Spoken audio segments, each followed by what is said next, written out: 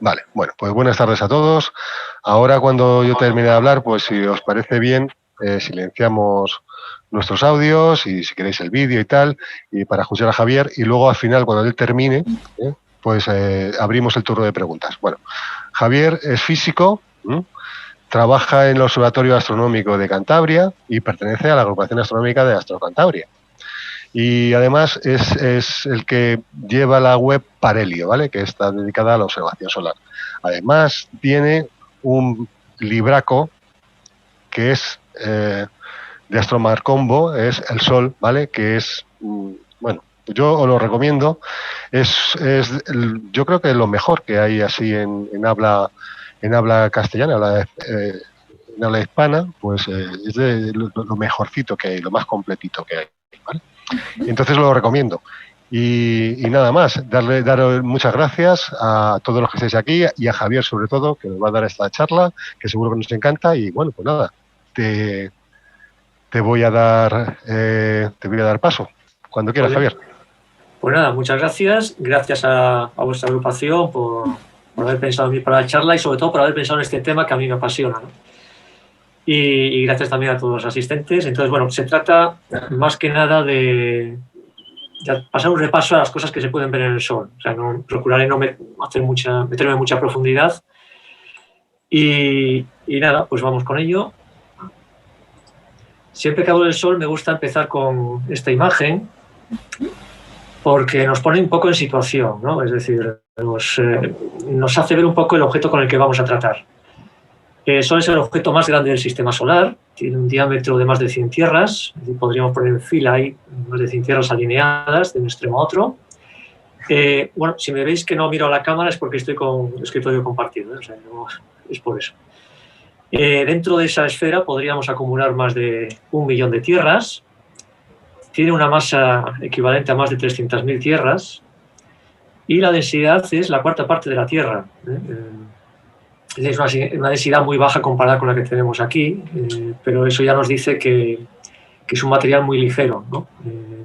Para dar una idea, esta viene a ser la densidad que tiene el yogur, por poner un ejemplo, ¿no?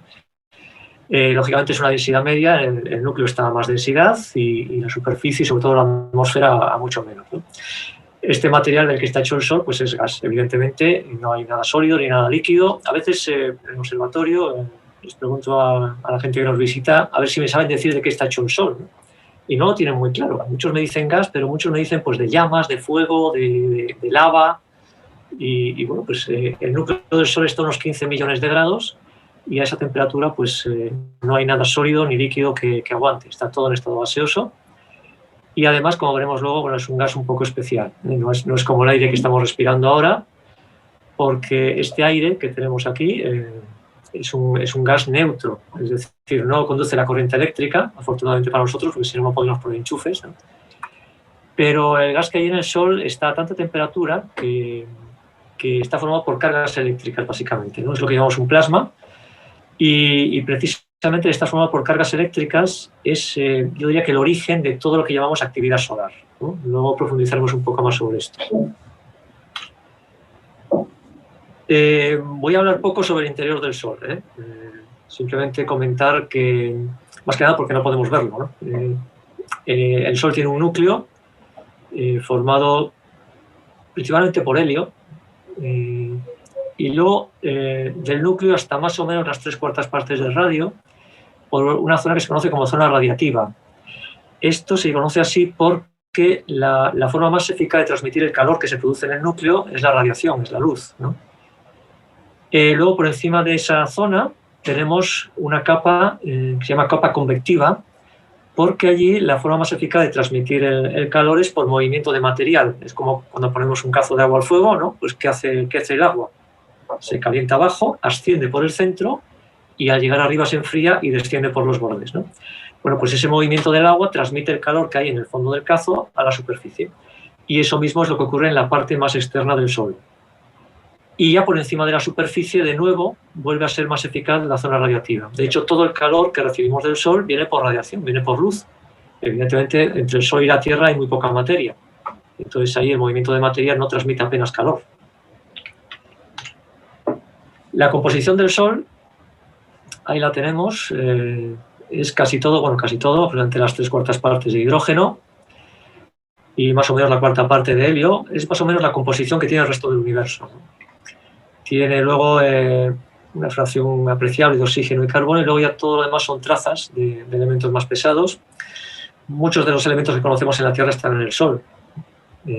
Incluso en el Sol hay vapor de agua, que parezca mentira debido a las temperaturas, pero en las zonas más frías de las manchas se ha detectado vapor de agua, o sea, a temperaturas muy altas, pero esa molécula puede existir allí. Y en la superficie que encontramos, pues encontramos cosas como estas, es decir, es una superficie que dista mucho de ser uniforme.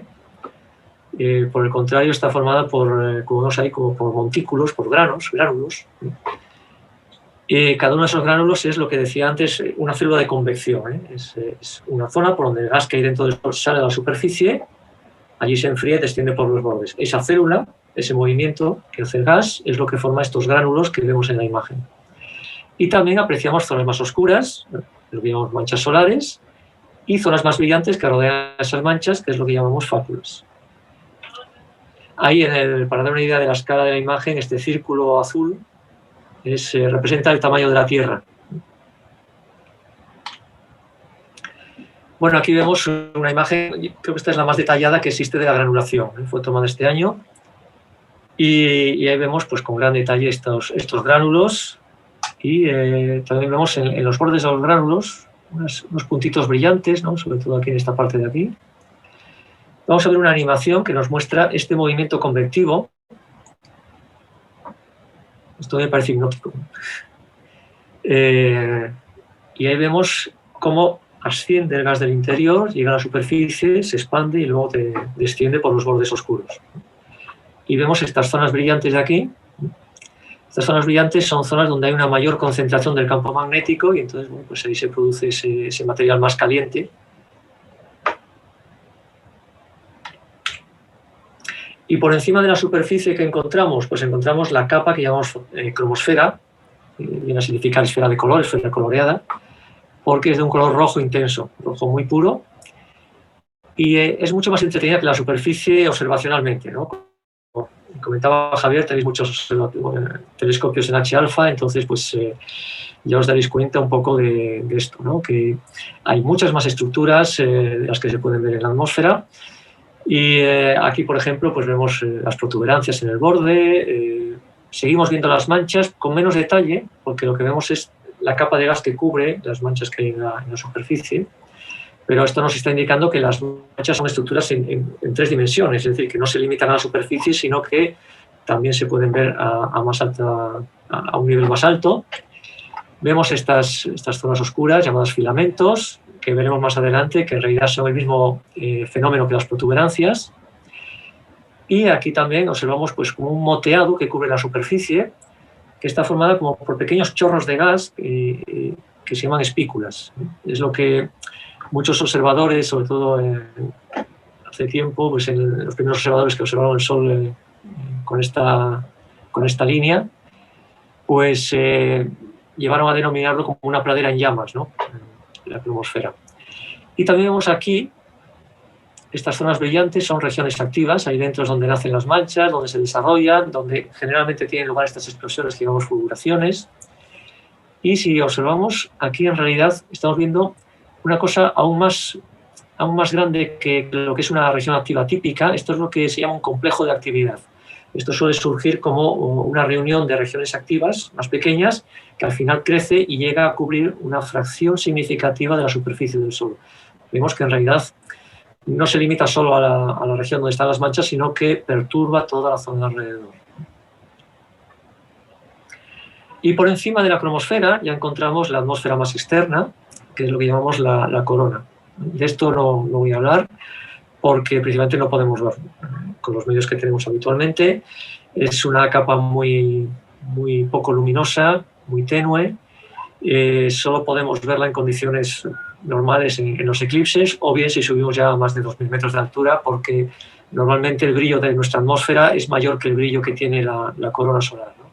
Entonces, solo subiendo a gran altitud conseguimos disminuir ese brillo de nuestra atmósfera y nos permite ver lo que es la corona con ayuda de instrumentos muy especializados que se llaman cronógrafos, que lo que hacen es un eclipse artificial. Bueno, vamos a empezar a dar un repaso de las principales estructuras que podemos ver en el Sol con nuestros telescopios, pero antes de eso me gustaría hacer un pequeño paréntesis para explicar una cosa que, si la entendemos, podemos entender, digamos, un poco el origen de todo lo que vemos, por ejemplo, en la cromosfera o en la superficie, ¿no? Es un fenómeno que, digamos, está en la base de lo que ocurre en el Sol, ¿no?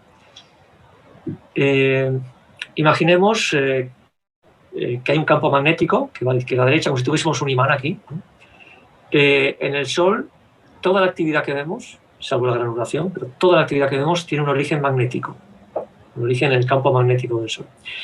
Y es fundamental entender cómo actúa, cómo interacciona el gas que forma el Sol con este campo magnético. Entonces, supongamos un campo magnético que va de izquierda a derecha y unas partículas que llegan desde arriba y se van a encontrar con este campo magnético. Bueno, si las partículas son neutras no pasa nada, en principio no pasa nada, es como si tenemos aquí un imán y yo soplo, ¿no? Pues el gas atraviesa el campo magnético sin enterarse. Pero en el Sol, como decíamos antes, está formado por partículas cargadas, con carga eléctrica, y eso va a provocar una interacción entre ambos, ¿no? Y todo va a depender del balance de energías. Digamos, la ley del más fuerte es la que manda, ¿no? El que tenga más energía impone su ley al resto. Entonces, ¿qué ocurre si el campo magnético tiene más energía que las partículas? Pues las partículas no pueden atravesarlo. Se ven obligadas a curvar su trayectoria y a seguir la dirección que le impone el campo magnético, ¿vale? Pero si ocurre lo contrario, si las partículas tienen más energía que el campo, entonces, digamos que atrapan el campo magnético y se lo llevan con ellas, ¿vale? Esta es una situación que se dice que el campo está congelado ahí en la materia. Y esto es lo que está en la base del ciclo solar, ¿vale? ¿Dónde podemos encontrar ambas situaciones?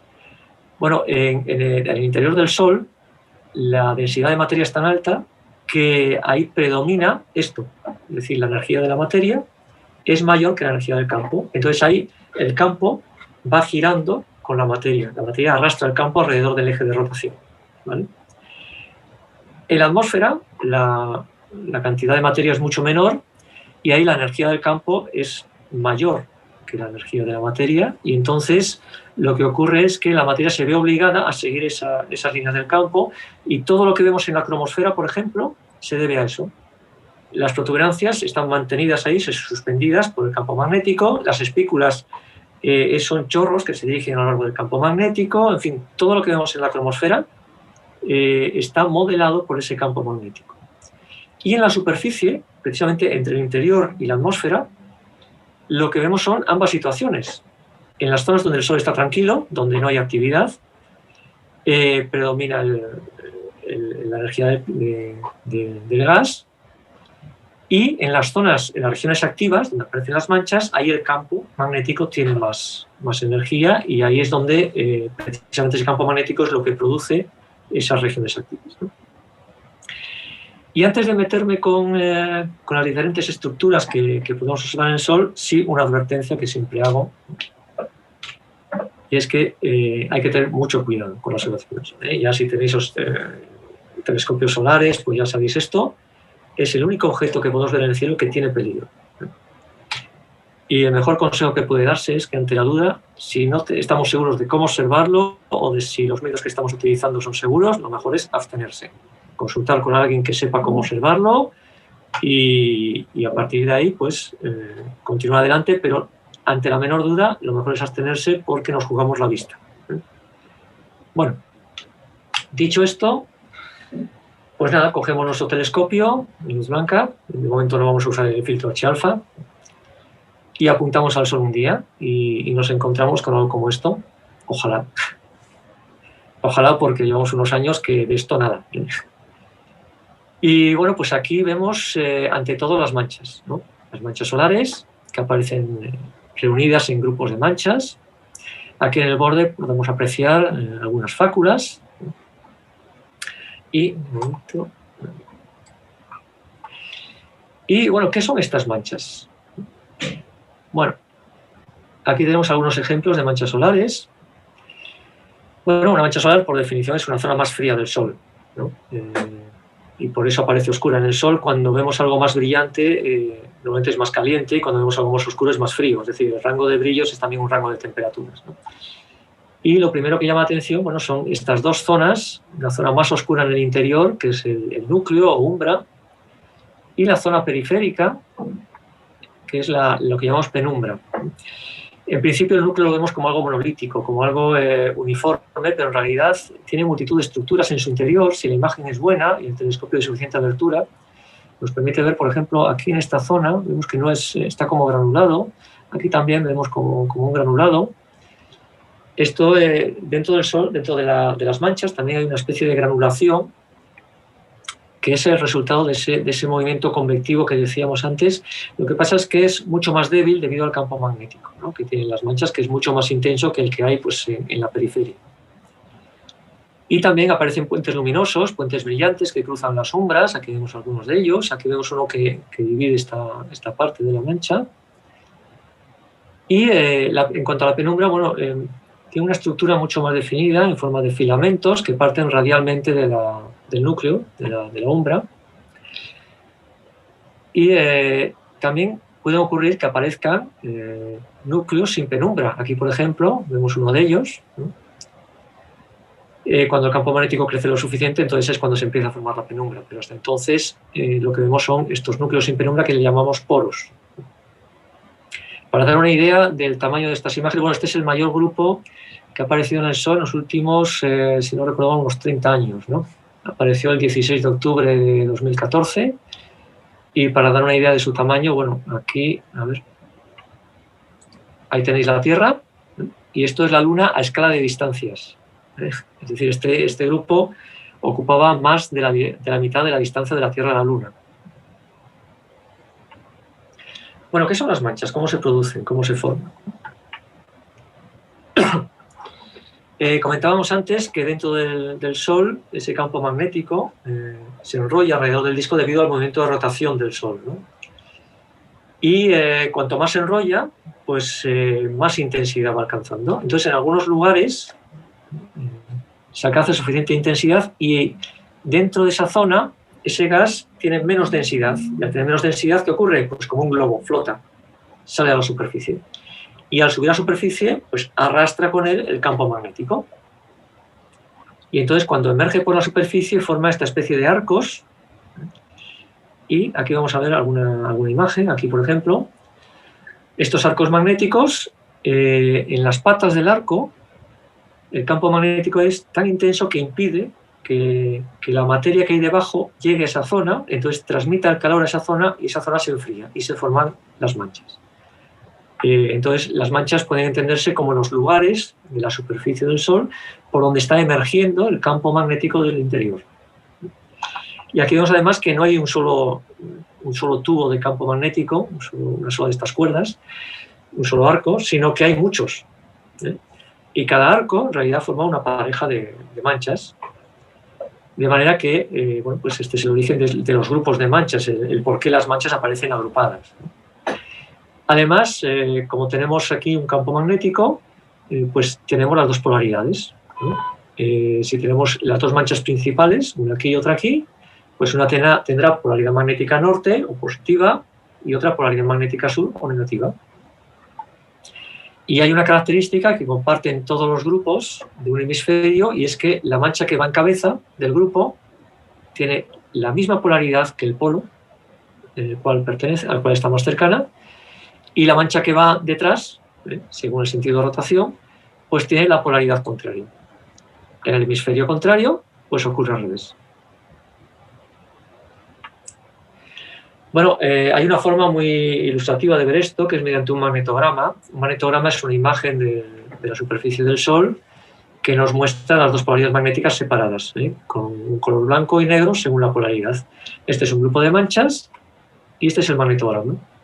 Entonces, alternando las dos imágenes, vemos que esta mancha de aquí tiene una polaridad preferente de color negro y esta una polaridad preferente de color blanco. Esto es la manifestación de lo que estábamos comentando. Aquí habría un arco magnético que saldría por la superficie y vendría a parar a la otra mancha. Y estas manchas del centro del grupo pues tendrían arcos magnéticos que irían de una a otra. Bueno, este señor es Henry Schwabe, era un farmacéutico alemán del siglo XIX y tenía interés por la astronomía. Entonces, él buscó un tema en el cual pues, sus observaciones pudieran ser útiles. Y contactando con otros observadores y buscando información, pues vio que había una escasez o una necesidad de observaciones del Sol. Porque hasta ese momento las observaciones que se hacían no seguían prácticamente ningún método. Bueno, cada observador seguía el suyo, hacía sus dibujos, tomaba sus notas, pero no había, digamos, una metodología estándar. Tampoco había muchos observadores y había un tema de observación que en aquel entonces, bueno, pues era un tema de especulación, ¿no? Sobre si había un planeta más cerca del Sol que Mercurio. Entonces, una forma de descubrir ese planeta podría ser observando su tránsito, su paso por delante del Sol. Pero claro, sería un planeta pequeño y podría ser confundido con una mancha. Entonces, claro, se trataba de observar el Sol pues, todos los días posibles e ir anotando todas las manchas para ver si su movimiento era compatible con un planeta más cercano al Sol que Mercurio. Entonces, al cabo de un tiempo, ¿vale? Se fijó que las manchas, el número de manchas o de grupos de manchas, seguía un cierto patrón, ascendía y descendía con el paso de los años. Entonces él publicó este descubrimiento en una publicación, no recuerdo cómo se llamaba, alemana, pasó desapercibida, y pocos años después, Alexander von Humboldt, este naturalista y viajero alemán, pues publicó una obra en 5 tomos, creo que eran, llamada Cosmos, donde incluía este descubrimiento de Schwabe. Incluía esta tabla, que es absolutamente histórica, donde se puede ver esto que comentábamos. Aquí vemos el año, a la izquierda, la primera columna. La segunda columna es el número de grupos, la tercera el número de días sin manchas y la cuarta el número de días observados. Por cierto, en Alemania este hombre tenía más de 300 días al año, lo cual tiene todo un mérito. Y bueno, aquí vemos cómo esto varía cíclicamente, es decir, en 1828 teníamos 225 grupos de manchas, luego disminuía hasta 33 grupos de manchas en 1833, volvía a subir, a bajar, a subir, y el número de días sin manchas iba un poco en antifase, es decir, cuando el número de grupos alcanzaba el mínimo, pues había un mayor número de días sin manchas. La obra Cosmos, de Humboldt, tuvo un éxito tremendo. Se difundió por todo el mundo, era raro el observatorio que no la tenía, y gracias a ello, este descubrimiento pues, llegó a conocimiento de los principales astrónomos de la época, y fue clave porque, como digo, hasta ese momento no había ninguna metodología, pero a partir de este momento se vio que la actividad solar aparecía bajo un cierto patrón. Había algo que regía esa actividad. Entonces, claro, cuando tenemos un fenómeno en la naturaleza, el cual, bueno, parece caótico, pero de repente aparece un patrón, ahí tenemos un camino abierto para intentar entenderlo. Y esto, pues, llamó mucho el interés de algunos astrónomos de la época. Entonces, si exceptuamos los pioneros, Galileo, Ritter y demás, pues este descubrimiento dio origen a los grandes observadores, pues después de Schwabe, Wolf, Sporer, Carrington, que fueron los que instauraron una metodología estándar, una forma de cuantificar la actividad del Sol, y ahí se abrió, ya digo, el camino para intentar entenderla. Y bueno, pues uno de los primeros fue este otro señor de aquí, Rudolf Wolf, que al ver el descubrimiento de Schwabe, inmediatamente pensó en cómo cuantificar esa actividad.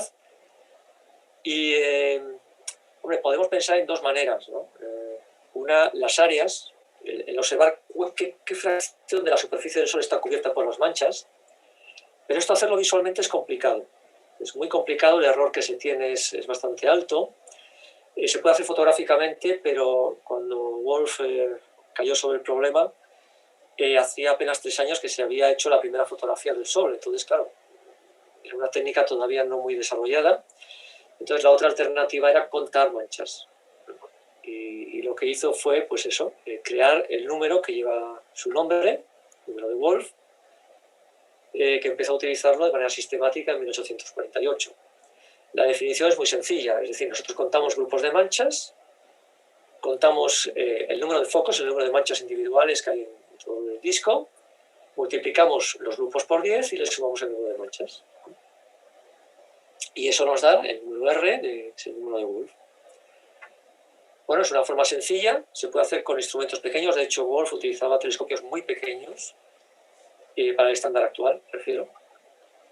Y por eso es recomendable, incluso hoy en día, seguir utilizando telescopios de pequeña abertura para hacer estas observaciones del número de Wolf lo más homologables posibles con aquellas, ¿no? Que sea una serie lo más uniforme posible. Bueno, calcular el número de Wolf, como digo, es muy sencillo. Aquí, por ejemplo, tenemos una imagen. Tendríamos, por ejemplo, 3 grupos, ¿no? Aquí veríamos uno. Una mancha aislada se considera un grupo. Y aquí tenemos un pequeño poro que también se consideraría un grupo. Tendríamos 3 grupos. Bueno, habría que contar los focos. Pero tendríamos ahí 3 grupos. Yo he contado 14. Y el número de Wolf, pues nada, multiplicaríamos 3 por 10 y le sumamos 14. El número de Wolf este día sería 44. Bueno, parece sencillo.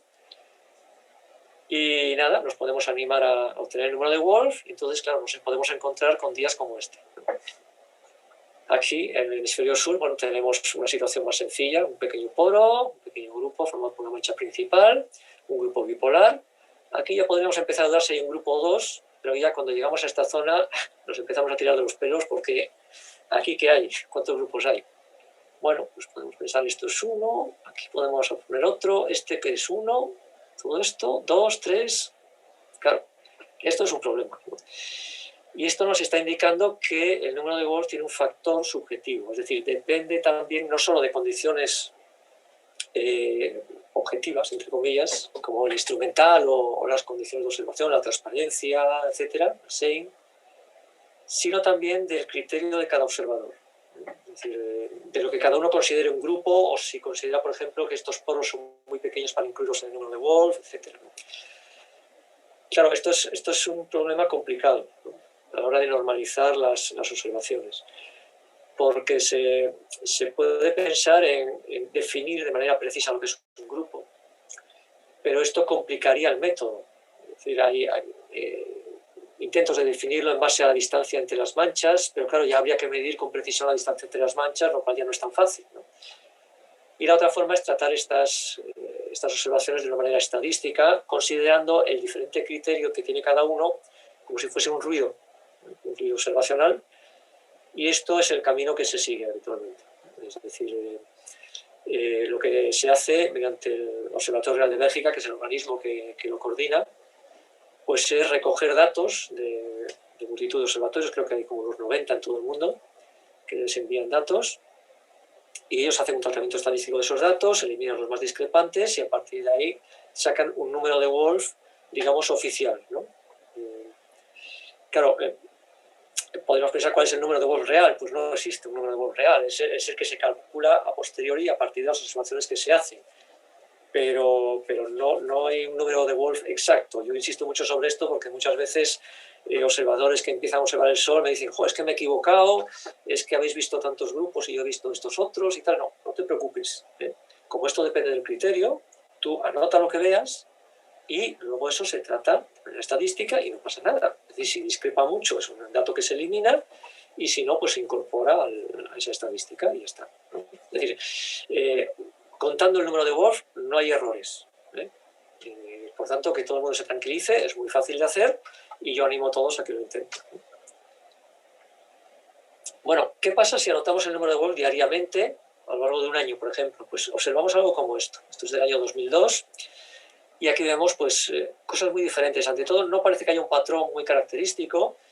Sí que observamos días muy activos, otros días menos activos. Hay momentos con... David Ortiz, que tampoco lo hay de no encontramos. Otros días con fluctuaciones muy, muy altas. Hay periodos más estables, con pocas fluctuaciones. En fin, esto tiene una componente caótica importante. Es decir, es difícil sacar de aquí un patrón, salvo el producido por la rotación solar. Hay que tener en cuenta que nosotros solo vemos la mitad de la superficie del Sol, la otra mitad está en el hemisferio oculto. Y esto significa que, claro, como el periodo de rotación del Sol es más o menos de un mes, pues periodos menores a un mes tienen esto, mucho ruido. Entonces, lo ideal es calcular promedios como mínimo de un mes, ¿no? Y esto es lo que se obtiene, como digo, representado el número de Wolf diariamente, un año. Pero vamos a ver qué pasa otro año, 2008. Pues lo que vemos es una situación muy diferente. En 2008, muchos días estábamos sin manchas, de repente aparecían algunos pequeños grupos, ¿no? Aquí tenemos un periodo con más grupos, pero es un periodo aislado. Esto en 2008, el año pasado, por ejemplo, teníamos esta situación, todavía mucho más severa. En la segunda mitad del año pasado, prácticamente casi todos los días no hubo manchas. Este es un reflejo de lo que descubrió Schwabe, es decir, el ciclo de actividad solar. Hay años con mucha actividad y otros años con muy poca. De hecho, este mínimo que acabamos de pasar, o que estamos pasando, es el más riguroso en los últimos 100 años, ¿no? Supera incluso en cuanto a rigurosidad el mínimo anterior, que ya de por sí fue severo. Como digo, esto le encontramos más sentido si calculamos promedios, ¿no? Entonces obtenemos una gráfica como esta, donde hemos representado los promedios mensuales desde mediados de los años 80 hasta ahora. Estos son datos que están en Parelio, en la base de datos de Parelio. Y aquí vemos 3 ciclos de actividad diferentes, ¿no? Estamos por aquí.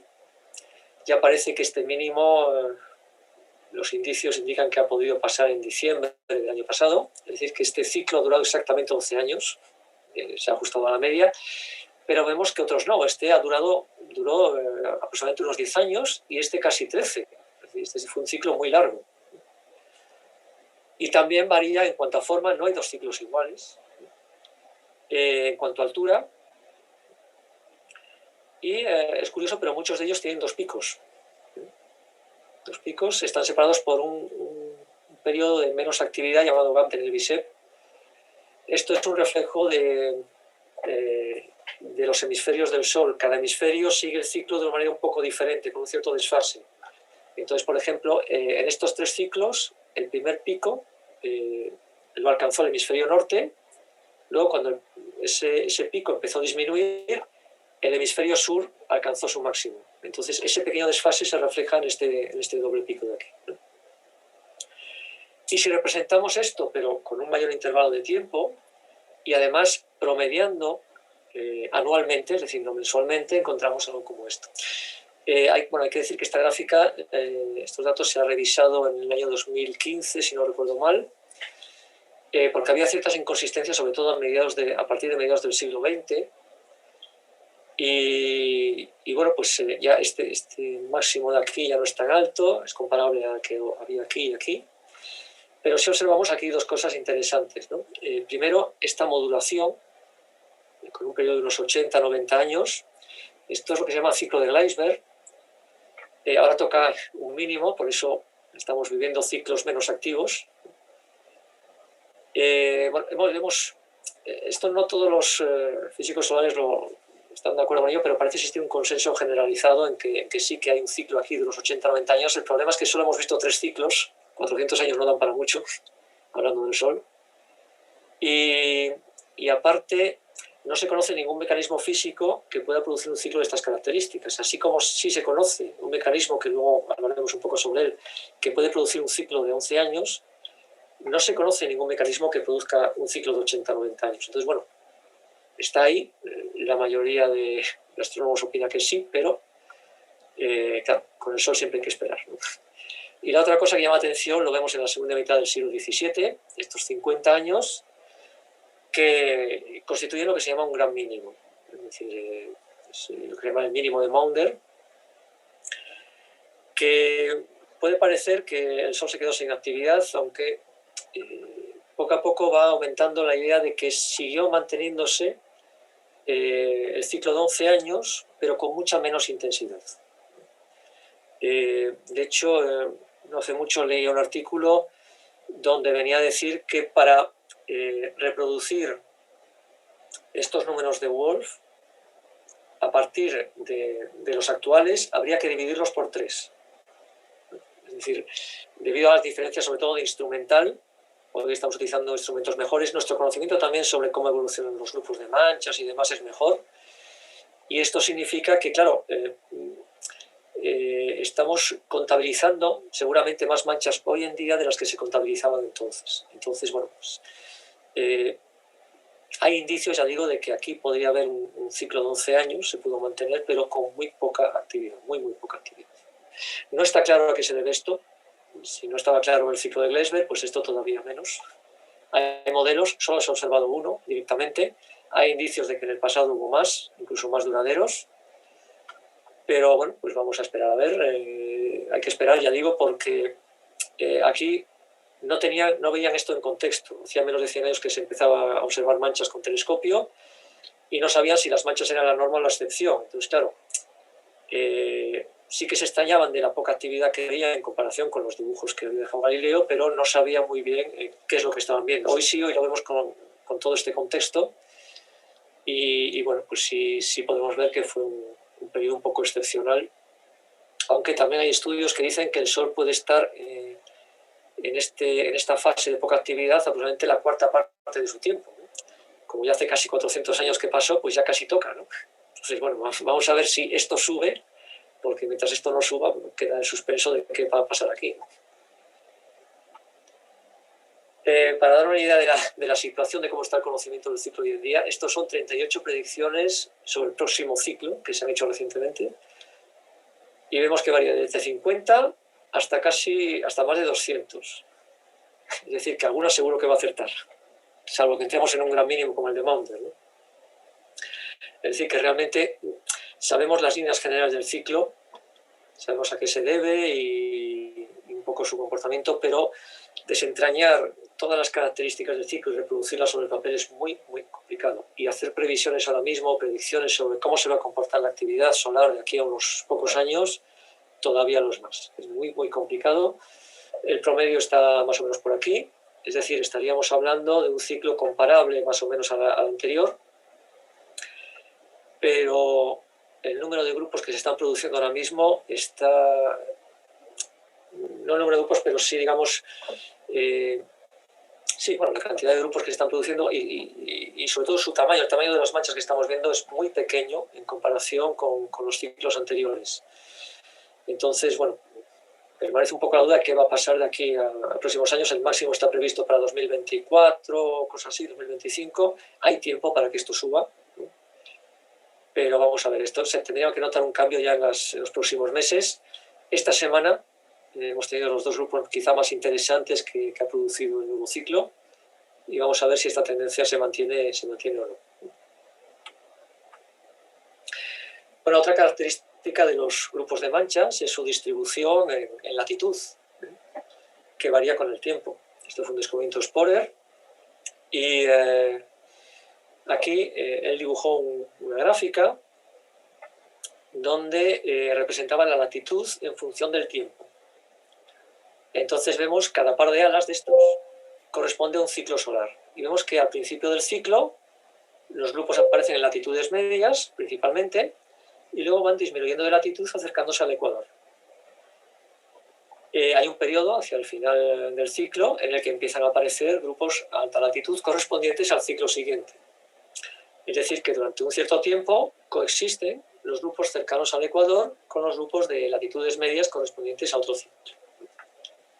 Esta fase ya la hemos pasado, ¿eh? Ya ahora mismo ya llevamos tiempo sin que se produzcan grupos del ciclo antiguo, es decir, parece que ya el nuevo ciclo está en desarrollo. Este es un diagrama que hemos hecho con datos de Parelio. Bueno, hay una textura diferente en estas salas, es porque estos datos están hechos con plantillas, las medidas de posición están hechas con plantillas que tienen un error mayor. Aquí están hechas con métodos, con fotografía, que son más precisas. Entonces, bueno, aquí vemos, lo que me interesa esta gráfica es ver estos grupos de aquí, que son los grupos del nuevo ciclo. El primero apareció aquí abajo y vemos que bueno, están más dispersos que en los ciclos anteriores, ¿no? Es decir, es un poco lo que comentaba antes, se están produciendo grupos al mismo ritmo, digamos. Entonces vamos a ver cómo continúa esto de aquí en adelante. Bueno, otra característica de los grupos de manchas es la siguiente. Aquí tenemos una fotografía. He representado la red de coordenadas para ver sobre todo los paralelos.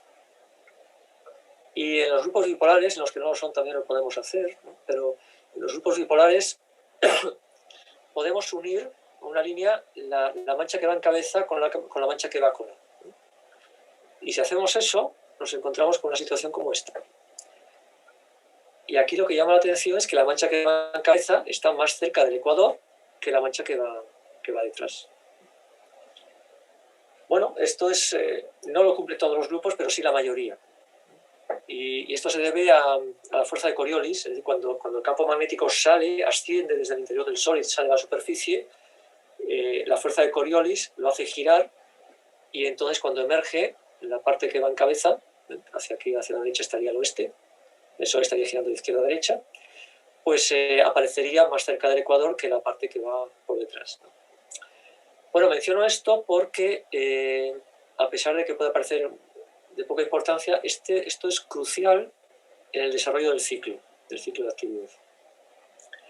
Porque cuando estos grupos desaparecen, el campo magnético de la mancha que va en cabeza se dispersa por la superficie y se acerca al ecuador. Este campo magnético tiene la misma polaridad que el que está en este polo. Y el campo magnético de la mancha que va detrás también se dispersa por la superficie y se acerca al polo, no al ecuador, porque está más cerca de él. Pero tiene signo opuesto. Entonces, cuando llega ahí, se resta. Con lo cual, a medida que van surgiendo grupos en el ciclo, la intensidad de los campos magnéticos en los polos va disminuyendo. Y cuando llega al máximo de actividad el ciclo, se anula y se invierte la polaridad. Esta es la causa de esa inversión de polaridad del campo magnético, de esa inversión del campo magnético que observamos en cada ciclo. ¿Y cuál es el mecanismo del ciclo? Bueno, voy a intentar explicarlo con estos diagramas. Si partimos de un campo magnético como este, un poco como el de la Tierra, que va de norte a sur, bueno, la rotación solar, como decíamos antes, va arrastrando ese campo magnético y lo va enrollando alrededor del eje, ¿no? Entonces va adquiriendo esta configuración, ¿no? Como el ecuador gira más rápido que los polos, al ser un fluido, al no ser un cuerpo sólido, pues va quedando esta configuración, y cuanto más se enrolla, más intensidad va alcanzando. Entonces, en algún punto, empiezan a emerger este campo magnético y empiezan a formarse grupos. Es cuando da comienzo el ciclo de actividad. A medida que avanza el ciclo de actividad, se produce lo que comentábamos antes, debido a esa inclinación de los grupos respecto al ecuador, va disminuyendo el campo magnético aquí, en los polos, y al final se invierte, se reconstruye un poco la situación inicial, pero con la polaridad invertida. Aquí teníamos el norte arriba, aquí tenemos el sur. Y la rotación solar vuelve a repetir el proceso al cabo de 11 años. Bueno, este es el mecanismo del ciclo. Ya digo, el mecanismo básico, hay muchos detalles que todavía están por explicar, pero esto es lo que más o menos rige el desarrollo del ciclo. Podemos hacer un diagrama de Maunder, como el que veíamos antes, representando la latitud en función del tiempo, pero con el campo magnético. Aquí vemos estos chorros que salen hacia arriba y hacia abajo. Es precisamente ese campo magnético que se dirige hacia los polos y que anula el campo magnético que hay allí y lo invierte. Cada 11 años lo invierte. ¿Vale? Bueno, cambiamos un poco de estructuras y vamos a pasar a hablar un poco de fáculas. Las manchas son más oscuras porque son más frías, pero las fáculas son más calientes porque son más brillantes. Y las fáculas son esas zonas brillantes que van rodeando las manchas, sobre todo cerca del borde del disco. Se ven sobre todo allí porque el borde del disco es más oscuro, entonces contrastan más, ¿no? Las manchas delimitan muy bien lo que es una región activa, ¿vale? Es decir, casi los límites de la región activa vienen marcados por las fáculas. De hecho, aquí en esta fotografía se puede ver la separación entre las dos polaridades. Esta zona de aquí tiene una polaridad y esta zona que queda atrás, separada, tiene la otra polaridad magnética. Y bueno, ¿qué son las manchas? Perdón, ¿qué son las fáculas, ¿no? Aquí tenemos una imagen de la superficie del Sol. Bueno, vemos unas manchas aquí, unos puentes luminosos aquí casi en 3D. Está hecha cerca del borde, por eso lo vemos con bastante ángulo y lo vemos casi en relieve. Vemos la granulación, como estos montículos. Y estas zonas brillantes que vemos aquí son las fáculas. Y si nos fijamos, están todas situadas en las paredes de los gránulos, de esas celdas de convección. Y esto es así porque ahí el campo magnético es más intenso, y donde el campo magnético es más intenso, el gas es más transparente. Entonces nos permite ver la zona interna de los gránulos, que es más caliente. Y por eso los vemos brillar más. ¿Vale? Entonces, bueno, pues por eso mismo las fáculas, digamos, brillan más porque nos permiten ver ese gas que hay dentro de los gránulos. De todas formas, bueno, observar fáculas asociadas a regiones activas está muy bien, pero nosotros en Parelio hacemos un seguimiento de otro tipo de fáculas que a mí me parecen mucho más interesantes, a pesar de que son mucho menos visibles, que son unas fáculas que aparecen en los polos. No aparecen donde surgen las manchas, cerca del ecuador, sino que aparecen en los polos.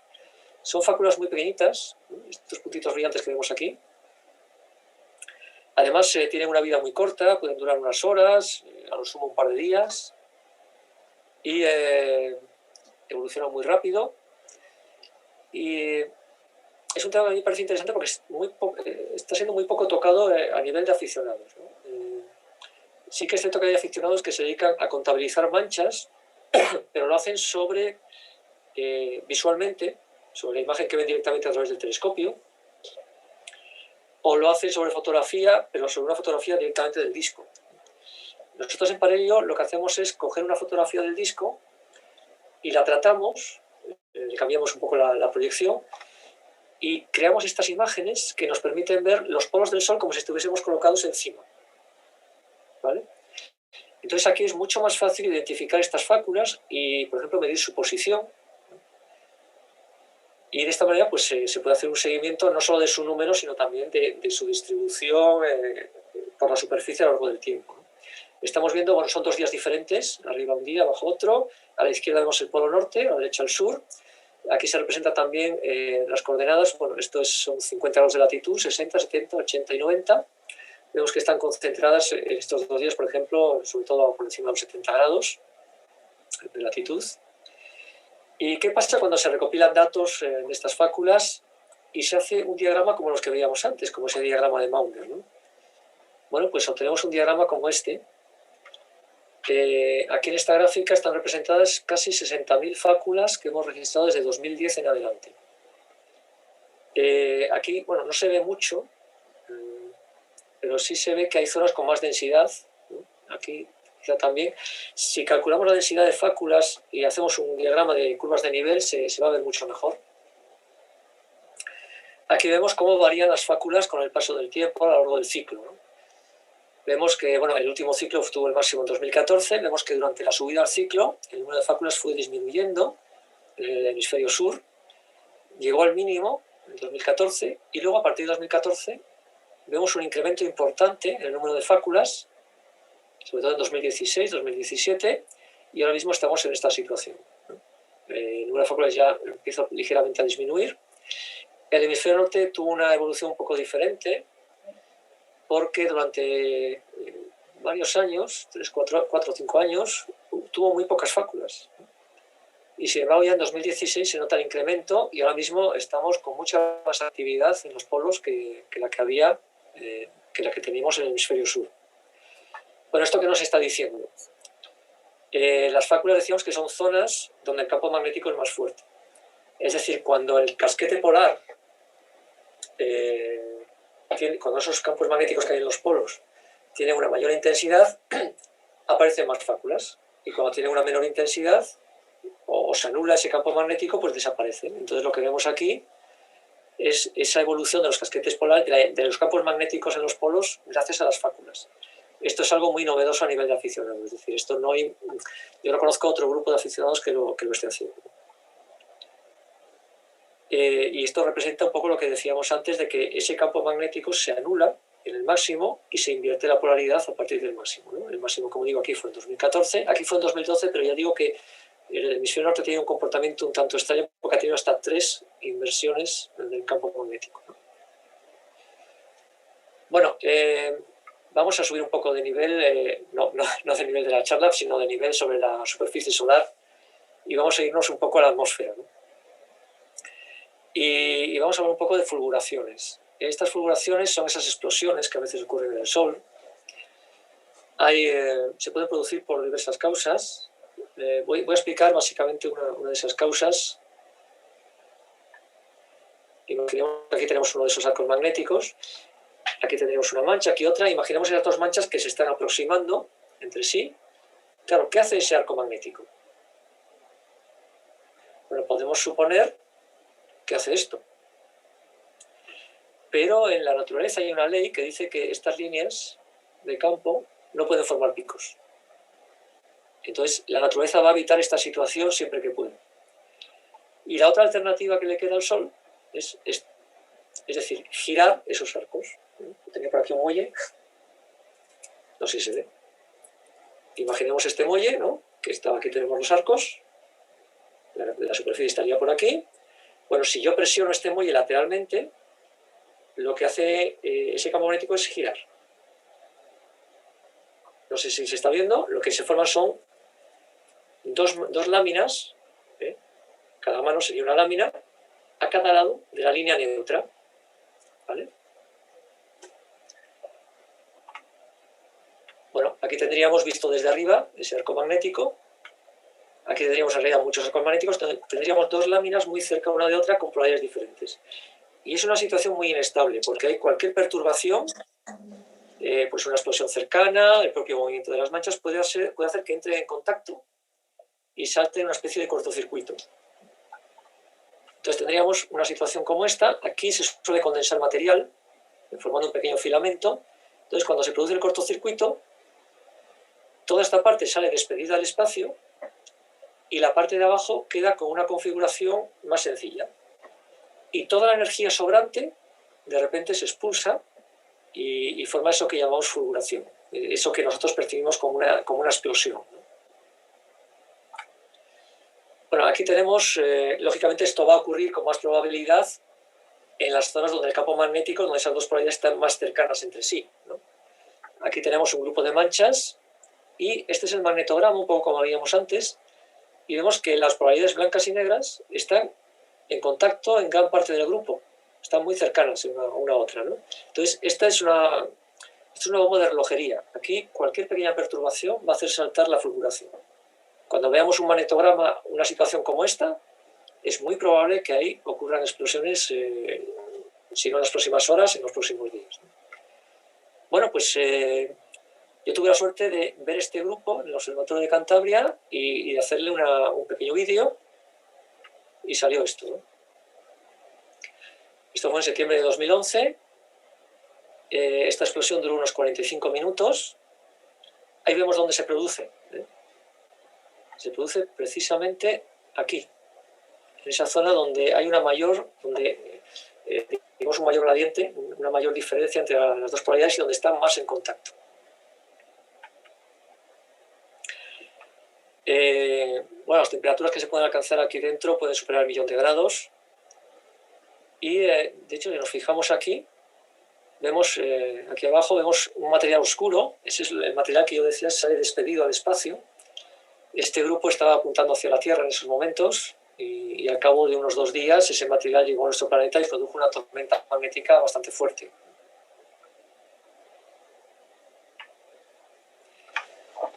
Bueno, esta es una imagen tomada por el SDO y esta es la fulguración más potente que hubo en el ciclo pasado, el ciclo 24.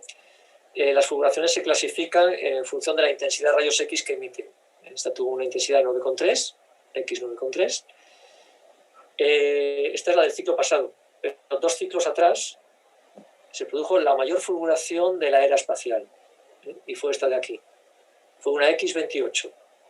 Por suerte para nosotros no se produjo aquí en medio, sino en el borde del disco, con lo cual la onda de choque salió lateralmente y apenas llegó a nuestro planeta, ¿no? Sin embargo, unos pocos días antes se produjo esta otra, una X17, justo apuntando hacia la Tierra, y esta sí produjo una de las mayores tormentas magnéticas que se haya registrado en nuestro planeta pues en el último siglo y medio. Esta es...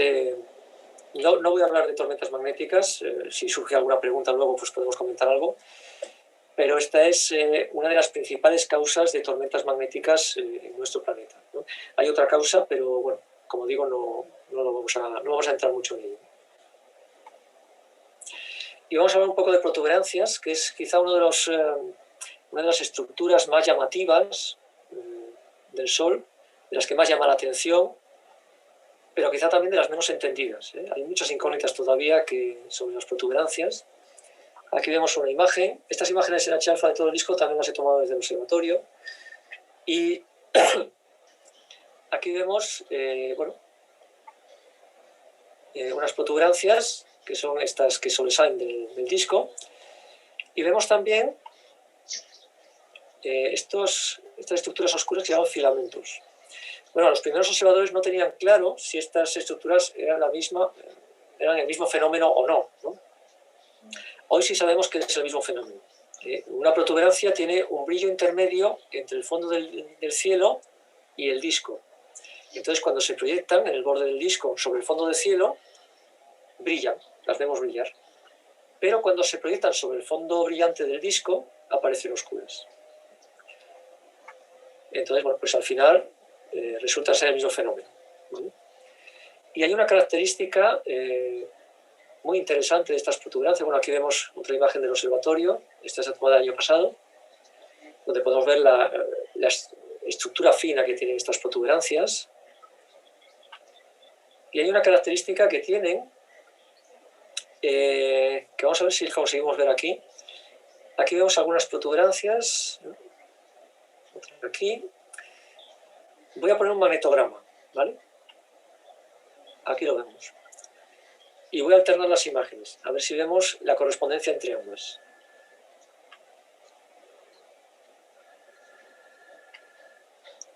Tenemos esta protuberancia que va a lo largo de esta línea, y si nos fijamos en el magnetograma, arriba tenemos polaridad negra y abajo polaridad blanca.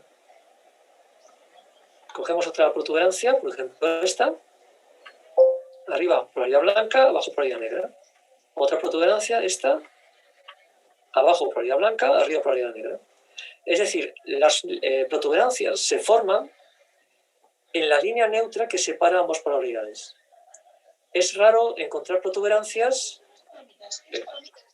por ejemplo, aquí en medio. Aquí en medio no se formarían protuberancias, ¿vale? Esta es una característica para nosotros muy interesante, porque lo mismo que las fáculas polares nos permitían ver la evolución de esos casquetes polares del Sol, las protuberancias es otro fenómeno que también nos permiten ver esa evolución. Como digo, el Sol tiene casquetes polares, pero lógicamente no son de hielo. Son de polaridad magnética. Aquí vemos uno de ellos, aquí otro. Y las fáculas, como aparecen en las zonas de más intensidad de campo, pues aparecerán dentro del casquete. Pero las protuberancias, como se forman en la línea neutra, donde precisamente el campo magnético es cero, pues aparecerán en el borde. Es decir, que midiendo la latitud de las protuberancias podemos tener una idea de la extensión del casquete polar. ¿De acuerdo? Y este es un programa también novedoso. De hecho, yo creo que no hay ni siquiera un observatorio profesional que lo esté haciendo de forma sistemática. Entonces, bueno, aquí en el Observatorio de Cantabria yo voy siguiendo estas protuberancias desde el año 2010. Y esto es de nuevo un diagrama como el que veíamos antes de Maunder, donde vemos la latitud de las protuberancias en función del tiempo. Y vemos cómo, por ejemplo, en el hemisferio norte, aquí en 2010 estaba en torno a 60-65 grados de latitud, y cómo cada vez van aproximándose al polo hasta llegar allí en 2012. Y el hemisferio sur se mantiene en torno a los 60 grados de latitud, y desde 2011 empiezan a aproximarse al polo hasta 2014. Precisamente cuando las protuberancias llegan al polo, como decíamos que se forman en el borde de los casquetes, el casquete desaparece. En esos momentos el campo magnético es cuando se invierte. Es decir, que midiendo la latitud de las protuberancias tenemos un indicador para saber cuándo se invierte el campo magnético solar. En los últimos años, como apenas hemos tenido actividad, pues se han mantenido ahí confinadas entre los 50 a 55 grados de latitud y el casquete está pues con su máxima extensión. Ahora, cuando empiecen a aparecer grupos en el próximo ciclo, volveremos a ver esta migración de las protuberancias hacia el polo. Esto se puede ver, por ejemplo, en el diagrama que veíamos antes. Si aquí superponemos las protuberancias, pues observamos que precisamente las protuberancias aparecen donde no hay fáculas. Y donde hay fáculas, pues en esta parte de aquí, apenas aparecen protuberancias. ¿Vale? Es decir, esto lo que nos está mostrando es la evolución de esos casquetes polares en el Sol. Programas de observación en H-alfa, ya digo, ya que tenéis telescopios en H-alfa, yo os animo a meteros por esa senda porque no hay muchos aficionados que estén trabajando en este tema. Sí que hay muchos aficionados que hacen fotografías del Sol en H-alfa, fotografías espectaculares, pero no obtienen datos. Y esto es una carencia que yo creo que se puede suplir hoy en día con medios relativamente sencillos, como vemos, ¿no? Y la información que se puede obtener de ellos pues puede ser muy interesante para ver la evolución que sigue el ciclo de actividad. Y bueno, más o menos esto es lo que os quería contar. Ahora, para acabar, me vais a permitir hacer un poco de proselitismo, ¿no? Esta es la página Parelio. Es una página que creamos Faustino García de la Agrupación de Asturias y yo hace ya pues 20 años. Y bueno, la intención fue al principio dar a conocer un poco nuestros trabajos, nuestros métodos. Y bueno, con el tiempo se fueron incorporando observadores y demás, y ahora mismo pues formamos un grupo de observadores que yo diría que está feo que yo lo diga, ¿no? Pero está entre los principales del mundo en cuanto a tipos de observación y sobre todo la precisión de las medidas que estamos obteniendo del Sol. Entonces, yo os animo a participar porque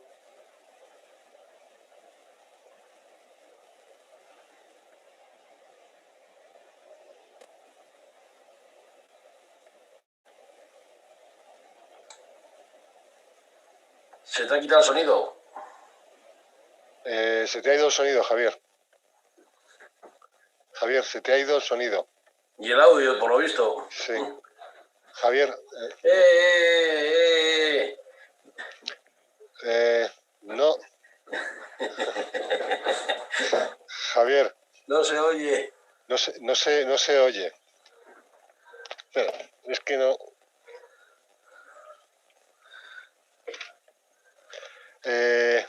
No se te oye, Javier. Hemos perdido el audio. El audio, no. No se escucha nada. Lo último, te hemos perdido lo último que has dicho. Ahora. Pues al final, lo que has dicho en la anterior diapositiva, cuando estábamos hablando de Parelio, de lo que estabais haciendo. De cachis, pues sí. Sí, de lo más importante al final, que estabas haciendo. No, bueno, decía, os estaba animando a participar porque con pocos medios se pueden hacer muchas cosas, como estamos viendo. Entonces, en Parelio hay un amplio abanico de posibilidades de colaboración, de tipos de observaciones diferentes, y se puede hacer con telescopios pequeños, con una simple cámara digital para el telescopio. Hay observaciones desde la simple vista, pues World, se pueden medir las posiciones de las manchas, las áreas, en fin. Y como vemos, pues sacar incluso conclusiones sobre la evolución del campo magnético solar. O sea que, bueno, hay posibilidades para todo y pues eso, que estoy a vuestra disposición para resolver cualquier duda que se pueda plantear. Pues nada, pues muchísimas gracias, Javier, por tu charla. Y bueno, pues ahora vamos a abrir el turno de preguntas. Si hay alguien que tenga alguna pregunta que quiera hacer, pues se activa el micro, ¿vale? Y a ver que comente. Yo tengo un par de preguntas para Javier. Venga. Sí, Luis, sí. Ok, vale. Pues Javier, lo primero, pues agradecerte que nos hayas dado esta charla tan amena, y lo segundo, también felicitarte por tu magnífico libro, porque es un libro espectacular, como decía Javier antes, en castellano, muy detallado, con muchísima información y además una información muy valiosa que la verdad que es de lo mejorcito que yo por lo menos he podido leer en castellano. Así que eso lo primero. Y lo segundo, pues dos preguntas que van en torno a la colaboración. Ahora mismo la colaboración que podemos tener los aficionados, ¿vale? básicamente pues, se entorna todo al conteo del número de Wolf. Pero claro, el número de Wolf tiene esa característica que tú has dicho, que es ese punto de subjetividad. Y lo que me extraña muchísimo, ¿vale? Igual que pasa en otras áreas de la astronomía, como es, por ejemplo, la astrometría, que hay montones de programas que te calculan con un mínimo esfuerzo pues, posiciones astrométricas de cometas, de neos, de esteroides. Es como todavía no se ha podido desarrollar un software que calcule el número de Wolf de forma automática, a partir de una imagen. Sé que hay software desarrollado, bueno, vosotros mismos habéis desarrollado software, pero todavía dejáis esa subjetividad, si lo dejáis desde el punto de vista profesional, a los heliofísicos, para que el aficionado haga conteo del número de Wolf según su criterio, ¿no? Ya sé que esto al final no es muy importante, porque como bien has dicho, pues bueno, los conteos al final se estabilizan, pero realmente no hay un software que se pueda desarrollar para que hagan los conteos de Wolf de forma automática a partir de una imagen. Y sí, esta era la primera pregunta. Yo casi prefiero, para que no se me olvide, vale, prefiero contestar pregunta a pregunta. No lo hay. No lo hay. Sí que ha habido algún aficionado que ha hecho algún intento, pero no lo hay y no es aconsejable que lo haya. Y me explico. Lo que se pretende es mantener la homogeneidad en esa serie de datos. Si los antiguos observadores utilizaban observaciones visuales, es aconsejable seguir utilizando observaciones visuales. Es decir, mantener el método. Eso es fundamental. Y si utilizamos un programa, estamos cambiando de método. Es lo mismo, por ejemplo, que a veces me preguntan, ¿y por qué no se cuentan, por qué no se tiene el número de Wolf sobre fotografías? En lugar de obtenerlo visualmente a través del telescopio. Bueno, pues hay aficionados que lo han hecho y han visto, por ejemplo, que sobre fotografías se suele sobreestimar el número de grupos. Entonces, claro, estamos cambiando el método. Lo que se trata es de mantener el mismo método y las mismas condiciones que tenían los observadores antiguos para mantener esa homogeneidad. Sería posible hacerlo, pero no es aconsejable. O sea que realmente el conteo del fundamento a largo plazo y a futuro es seguir con el mismo método. Sí, eso es. Eso es porque no está demostrado que un número de Wolf calculado de esa manera se correlacione bien con los números de Wolf visuales que estamos obteniendo ahora. Ya digo, pongo el ejemplo de los números de Wolf obtenidos sobre fotografía. No existe esa correlación, matemáticamente se diría una correlación lineal, ¿no?, entre ambos números de Wolf. Entonces es mejor mantener el mismo método, al menos si algún día se demuestra que efectivamente eso funciona y se pueden relacionar unos números de Wolf con otros, mediante a lo mejor un factor que se multiplique unos por un factor y se obtengan los otros o algo así. Yo creo que es mejor seguir como seguimos. Sí, yo ahí soy riguroso con eso porque soy quizá demasiado estricto, pero creo que es mejor, ¿no? Velar por la calidad de los datos, por la homogeneidad de los datos, que no lanzarse a aplicar nuevos métodos, ¿no? Porque además, quiero decir, la subjetividad siempre va a existir. Es decir, aunque crees un programa, siempre le vas a tener que dar una definición de grupo. ¿Pero qué definición de grupo le vas a dar? Hombre, a lo mejor realmente no sería definir un grupo o definir lo que es un poro, sino crear una homogeneidad para todos igual. Para que fuera un software que hiciera todos los cambios con el mismo error o el mismo acierto de antes, pero todos igual. Pero al final le tenemos que dar unas definiciones, unos criterios para que él decida lo que es un poro, lo que es un grupo. Entonces, al final, le estamos dando un criterio, ¿no? Sin embargo, por ejemplo, eso sí se puede hacer, y lo estamos haciendo en Parelio, con las áreas. Utilizando fotografías de todo el disco, sí que el programa que utilizamos para analizar esas fotografías sí permite calcular las áreas, digamos, eliminando no del todo, pero sí casi totalmente la intervención del observador. Entonces ahí sí que se puede hacer. Pero en el recuento, yo ahí soy, porque lo de las áreas no se hacía en aquel entonces, no se hacía en el siglo XIX, ¿no? Entonces, si el número de Gauss se calcula en el siglo XIX, pues es mejor seguir calculándolo igual. A veces se suele decir, bueno, ¿y por qué no definimos los grupos con el magnetograma, no? Bueno, en el siglo XIX no tenían magnetogramas. Pues ahora tampoco tenemos que usarlo. Y yo siempre aconsejo incluso, antes de obtener el número de Wolf, no consultar ni ver ninguna fotografía de ese día. ¿No? Es decir, nos ponemos al pie del telescopio, calculamos el número de Wolf y luego ya podemos obtener fotografías o consultarlo por internet. Pero hay que mantener esa pureza, entre comillas, de los datos. Y luego también mi otra pregunta era relativa a la colaboración que estáis estimando en cuanto a las observaciones con H-alfa en la determinación de la posición de los filamentos con respecto al polo norte-sur del Sol. Eso realmente, que yo sepa, ningún observador de H-alfa lo está haciendo. No, no, es... El H-alfa es un mero instrumento estético, ¿vale? Que sí. sirve para hacer fotografías, pero que yo sepa, nadie está, salvo vosotros, nadie está valorando esa posibilidad, igual que tampoco nadie valora pues, la posibilidad de trabajar en otros filtros como el del calcio ionizado o el sodio. Sí. Son medios de aficionado que ahora son fácilmente utilizables, sobre todo con las cámaras de alta sensibilidad ultravioleta.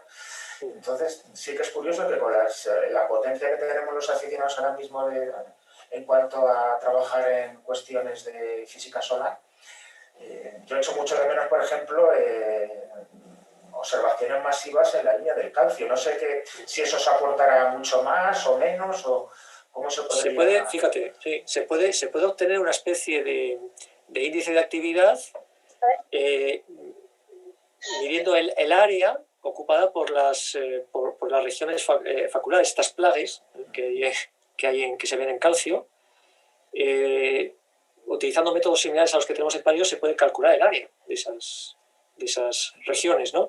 Y a partir de ahí obtener un índice de actividad. De hecho, en otras estrellas también se han detectado ciclos de actividad precisamente utilizando la línea del calcio. Cuando hay más actividad, la cantidad de luz emitida del calcio es mayor. Entonces, observando otras estrellas, cómo varía esa intensidad en la luz emitida por el calcio, pues se ha podido determinar que tienen también un ciclo de actividad como el Sol. Entonces, en la línea del calcio, por ejemplo, se trata de hacer eso. Es decir, se trataría de medir el área cubierta por esas regiones, ¿no?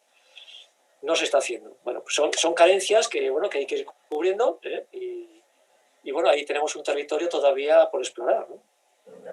Realmente, Javier, a mí es que el calcio, ya te digo que es uno de los filtros que he hecho muchísimo menos en este tema. Hace unos años sí tuvimos un intento cuando salieron los telescopios de H-alfa.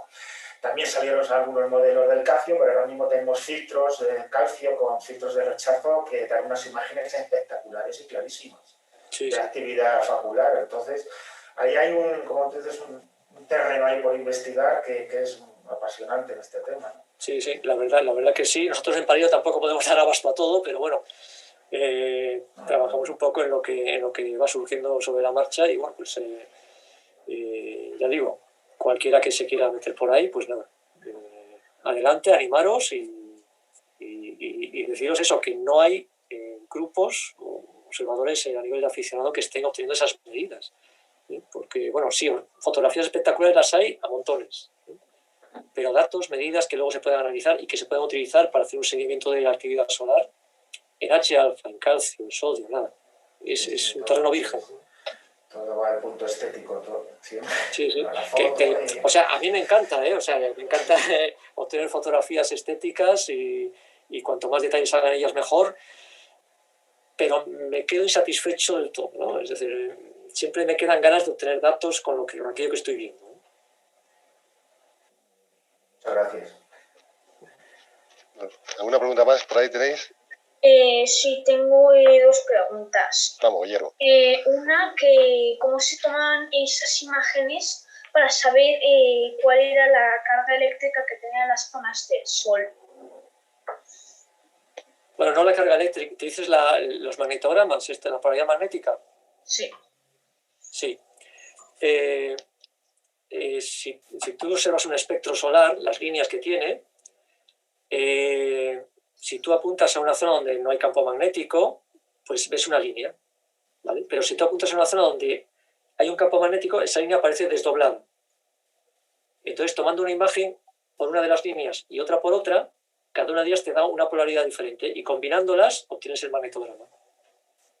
Y también cómo podemos saber cuáles son las distintas capas del Sol sin ir allí y comprobarlo físicamente. Claro, dentro del Sol no lo sabemos de manera directa. Sí que hay métodos indirectos, la heliosismología, por ejemplo, que consiste en analizar las vibraciones que tiene el Sol, la esfera del Sol, ¿no? Y es hacer un poco de ¿cómo se dice? Lo que hacen los geólogos con los terremotos terrestres, ¿no?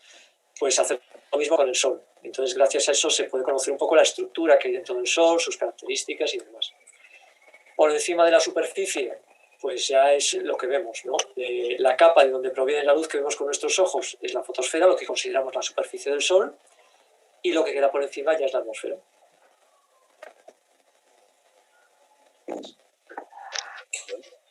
A ver, ¿alguien más por ahí? Sí, me gustaría primero agradecer a la Agrupación Astronómica de Madrid Sur esta iniciativa que habéis tenido. Felicitar también a Javier. Soy Albert Sánchez. Hombre. ¿Qué tal? ¿Qué tal? Encantado de verte. He visto 4 ciclos y medio. He apuntado muchas manchas. He contado muchos años. Y ahora lo que me gustaría, si no fuera porque también me decepciona un poco la baja resolución, por ejemplo, de medir imágenes hidrógeno alfa con el programa Sol, creo que lo hacéis, sí. con el programa de Christian Will, Iris, ¿no? Me parece que utilizáis. Sí. Es la escasa resolución que tiene. Claro, yo me he cansado de ver un disco pequeño con protuberancias pequeñas donde tú puedes utilizar y medir ejes, medir ángulos y latitudes, efectivamente, ¿no?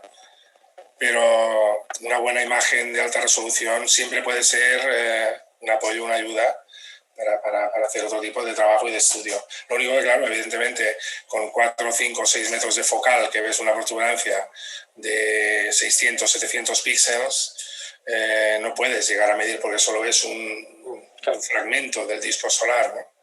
Yo creo que los softwares nos ayudarán en el futuro.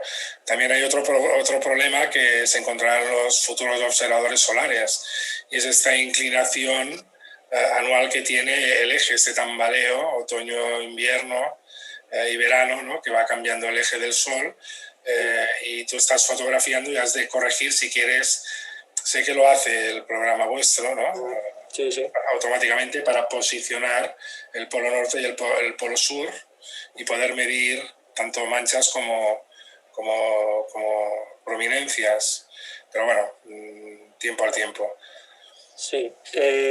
Bueno, comentar sobre la resolución, por poner un poco en contexto, nosotros en Parelio utilizamos 2 programas, uno Iris, que es de manejo poco intuitivo, digamos, ¿no?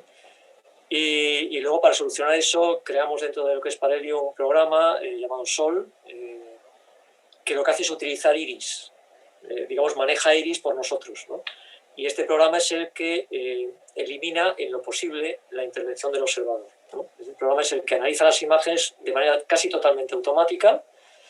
Entonces nosotros tomamos imagen de todo el disco, dejando que el disco, sin seguimiento, dejando que el disco vaya cruzando por el sensor de la cámara, y ese movimiento nos permite orientar la imagen.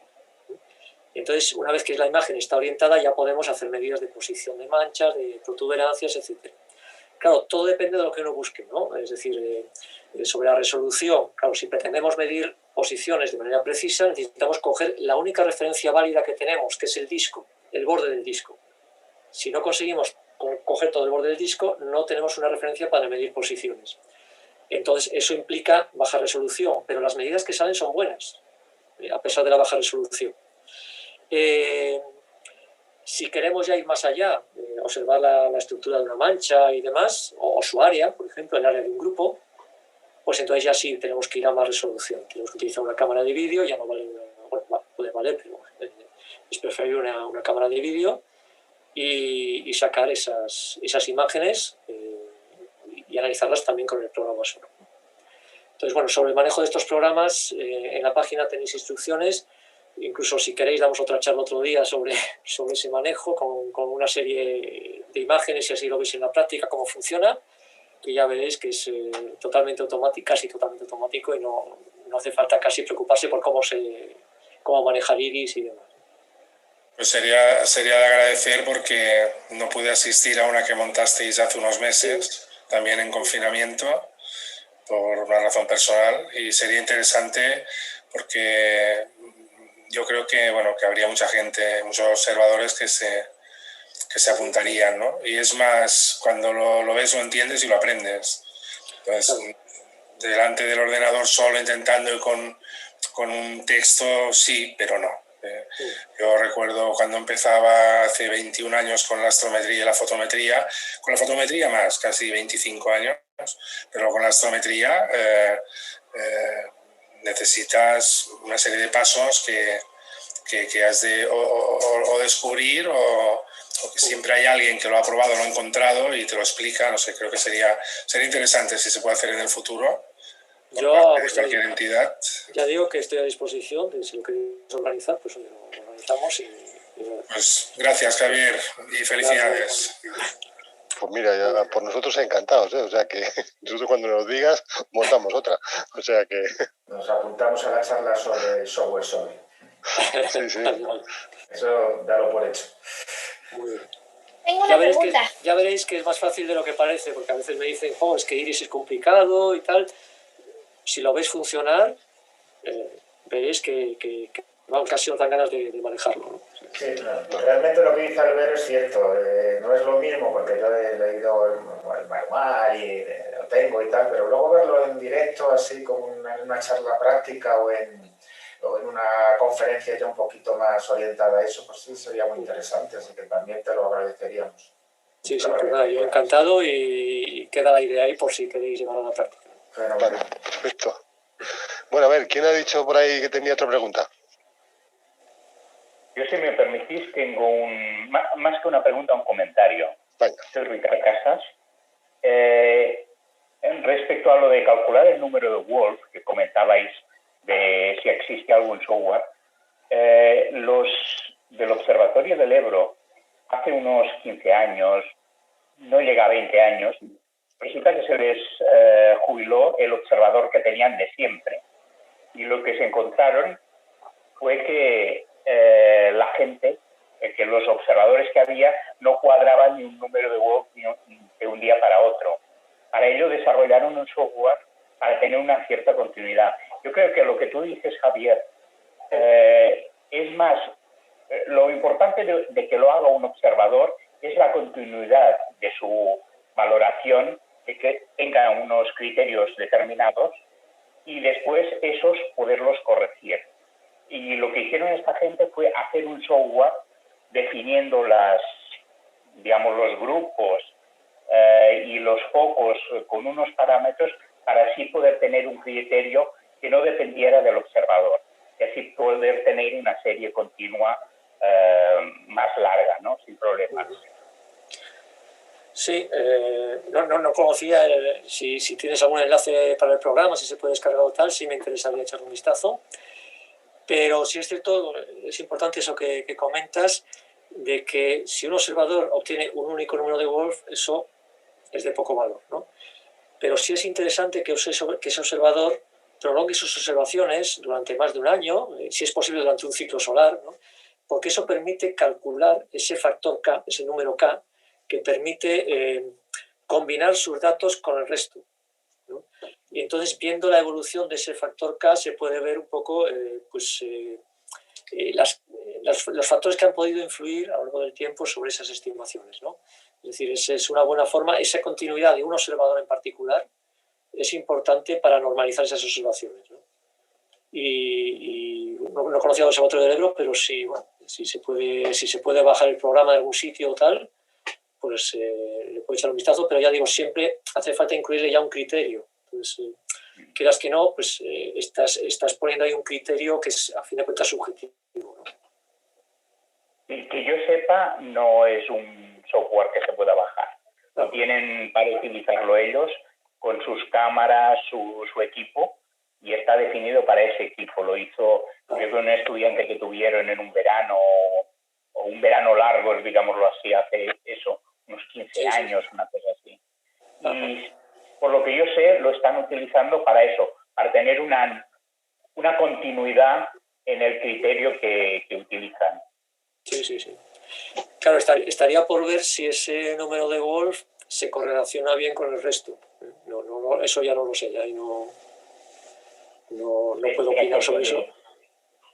Será cuestión de echarle una ojeada. Digo claro, que será cuestión de echarle una ojeada a ver cómo evoluciona. Eso es, claro. Muchas gracias. Nada, encantado. Bueno, a ver, ¿alguna preguntilla más por ahí que tengáis para Javier? Yo. Venga. ¿Cómo se calculan las polaridades del Sol? Bueno, lo comentamos un poco antes, ¿no? Mirando el espectro, pues se puede hacer una foto a través de esa línea desdoblada, a través de una de las líneas y a través de la otra, y combinando las dos imágenes se puede obtener esa información, ¿no? O sea, eso yo solo conozco a un aficionado, no me acuerdo cómo se llama ahora, un aficionado que trabaja con un espectroliógrafo y que conseguía magnetogramas con muy poca resolución, pero lo conseguía hacer, ¿no? Pero es una técnica ya muy, muy avanzada, ¿no? Gracias. Vale. ¿Alguna preguntilla más por ahí? ¿Nadie más? Bueno, pues si nadie tiene ninguna pregunta, le dejamos a Javier que continúe con su vida. Y nada, agradecerte mucho el tiempo que nos has dedicado. Ha estado muy interesante esta charla y nada, invitaros a Astro Cantabria, si venís aquí, si bajáis alguno aquí a Madrid, pues a tomar un café por lo menos y a charlar un rato, porque aquí ya sabéis que el cielo es un poco penoso, pero bueno, algo haríamos. El sol se puede ver. Sí, el sol seguro que lo vemos. Pues nada más, damos por finalizado si queréis la charla y nada, lo dicho. Gracias a todos por vuestra asistencia y atención y bueno, esperemos que esta última charla que ha surgido pues podamos llevar a cabo. A ver si podemos. Muy bien, nada, yo por mi parte agradeceros de nuevo vosotros el haber pensado en esta charla y de nuevo pues a todos los asistentes por su participación. Gracias a vosotros. Gracias. Muchas gracias. Gracias. Venga, Gracias. gracias a todos. Hasta luego. Hasta luego.